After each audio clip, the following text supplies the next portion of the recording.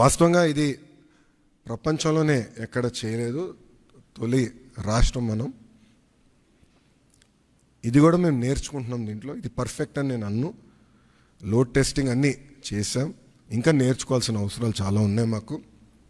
ఎక్కడన్నా ఆంధ్రుడు వచ్చి లాగిన్ అయ్యి ఎక్కడన్నా ట్రాన్సాక్షన్ ఆగిపోతే ఇమీడియట్గా మేమే తిరిగి ఫోన్ చేయాలని నిర్ణయం తీసుకున్నాం. ఎక్కడ ఫెయిల్ అయింది, ఎందుకు ఫెయిల్ అయింది, సిస్టంలో లోటుపాట్లు ఏమున్నాయని మేము తెలుసుకుంటాం జరుగుతుంది. ఈ సిస్టమ్ని మెరుగుపరుచుతాం. అంతేకాకుండా ఇప్పుడు రియల్ టైం గవర్నెన్స్లో కూడా ఇంటిగ్రేషన్ ఆఫ్ డేటా అన్ని డిపార్ట్మెంట్స్ నుంచి జరుగుతుంది. అన్ని డిపార్ట్మెంట్స్ డేటా తీసుకొచ్చి ఒక డేటా లేక్ క్రియేట్ చేసి సీమ్లెస్ సర్వీసెస్ ఆంధ్రులకి అందించాలని లక్ష్యంతో మన ప్రభుత్వం పనిచేస్తుంది. సో ఇది బ్రాడ్ ఎజెండా. ఇది గత 3 నెలలుగా టీమ్స్ అహర్నిశలు కష్టపడ్డారు. గత 15 రోజులుగా స్ట్రెస్ టెస్టింగ్ కానివ్వండి అన్నీ చేస్తూ జరుగుతుంది. ఇంకా ఫైన్ ట్యూన్ చేయాలనేది నాకు ఇంకా అర్థమైంది. ఇదొక జర్నీ, ఇది డెస్టినేషన్ కానే కాదు.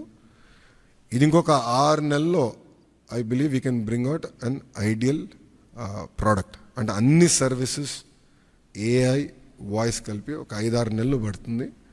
ఇది ఫేజ్ 1 కింద లాంచ్ చేస్తాం జరిగింది. సో ఏదైతే నేను పదే పాదయాత్రలో చెప్పానో, ఏ హామీ అయితే నేను పాదయాత్రలో ఇచ్చానో దాంట్లో భాగంగా ఈ హామీ నేను నిలబెట్టుకుంటాం జరిగింది. ముందు ఇది స్ట్రీమ్లైన్ చేస్తాం.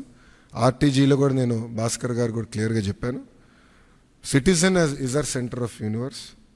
సిటిజన్ సర్వీసెస్ మనం డెలివర్ చేయాలి, అతనుకున్న పెయిన్ పాయింట్స్ అన్ని మనం రిజాల్వ్ చేయాలని పదే నేను భాస్కర్ గారు కూడా చెప్తాం జరిగింది. ఆ దిశగా మన ప్రభుత్వం ముందరికి వెళ్తుంది. ప్రజలే చూస్తారు వచ్చే 6 నెలలు, సంవత్సరం లోపల ఎంత మార్పు వస్తుందనేది ప్రజలే గమనిస్తారని ప్రజలందరూ తెలుపుకుంటూ